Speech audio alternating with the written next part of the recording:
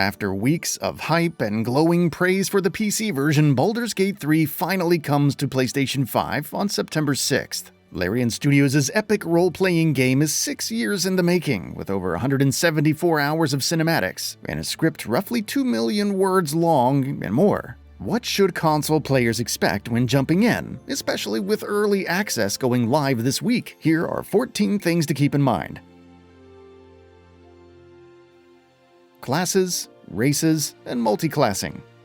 When creating a character, there's an absurd amount of choice for selecting your class, subclass, race, etc. There are 12 classes, from Paladin and Ranger to Barbarian and Monk, with 46 total subclasses, including Gloomstalker, Oath of Vengeance, Berserker, and more.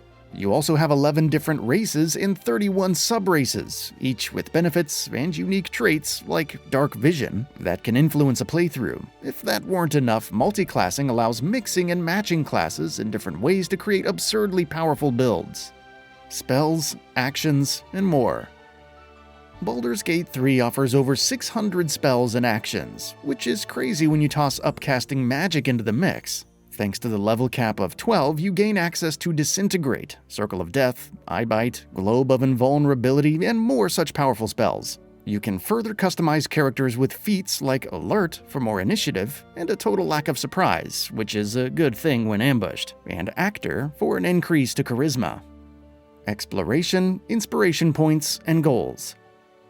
Exploration is a pretty big part of the game as you encounter new characters and quests while adventuring. It always pays to go off the beaten path, especially since you gain XP for simply uncovering new parts of the map. However, completing background goals is also encouraged. These are objectives associated with your background, like defeating a strong enemy with a single attack as a soldier, which provides inspiration points. Inspiration points are good for skill checks, allowing you to retry if you fail and potentially obtain a different outcome.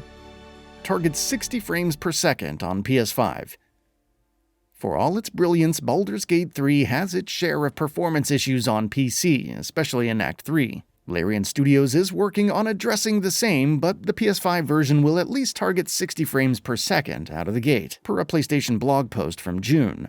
There are no details on the resolution or file size on PS5, but expect it to occupy a significant amount of installation space. Controller support.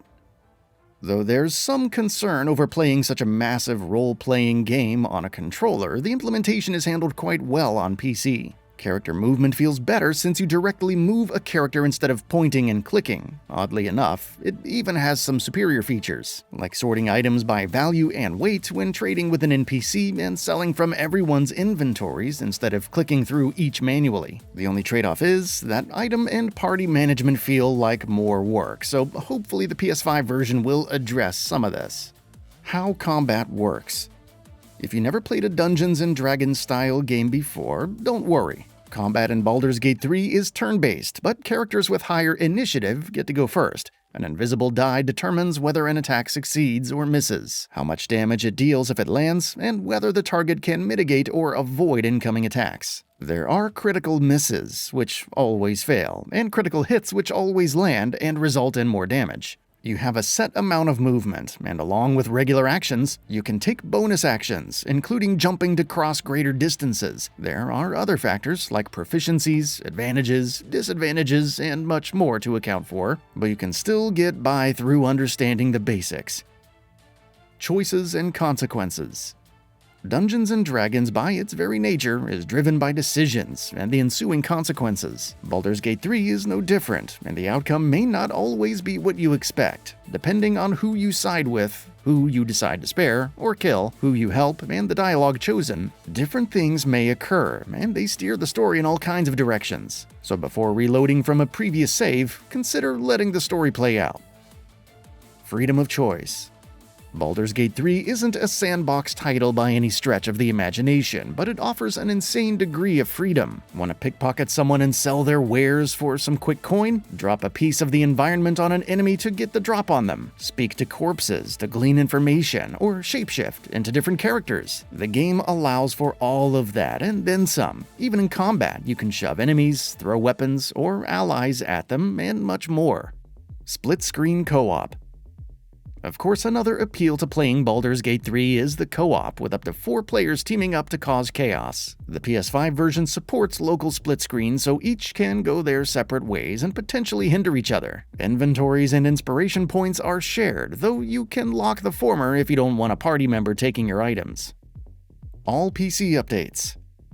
The PC version has seen several updates since its launch, including 4 hotfixes and a major patch with over 1,000 fixes. The good news is that all of this will be available when the PS5 version launches. Patch 2 is also on the way with improvements for performance, and fixing a bug that prevented about 1,500 lines of dialogue for a particular companion. Cross-save. With cross-save, you can take your progress on PC and carry it over to PS5, and vice versa. If you want to play local split-screen co-op on the console but use an existing character, you should be able to do that. A new feature is also in the works that allows for removing co-op players from a campaign. Hopefully this means you can bring a character over, play with a friend in split-screen, and then dip out to continue your campaign on PC. Time will tell. Early access. Purchasing the Digital Deluxe Edition will provide 96 hours of early access to the PS5 version, allowing you to jump in on September 2nd. Oddly enough, the PlayStation Store listing previously indicated 72 hours of early access for Act 1 only, but it's been updated. The preload should be live at the time of writing, which should help with the large install size. Playtime. Before release, Larian Studios touted that Baldur's Gate 3 would take about 75 to 100 hours to complete, which could go up to 200 hours for a completionist playthrough. How Long to Beat estimates about 186 hours based on how leisurely you are, but it's important to remember that this doesn't encompass all of the content in the game. Depending on your class, decisions, and more, you can have a different experience with unique cinematics, characters, and endings.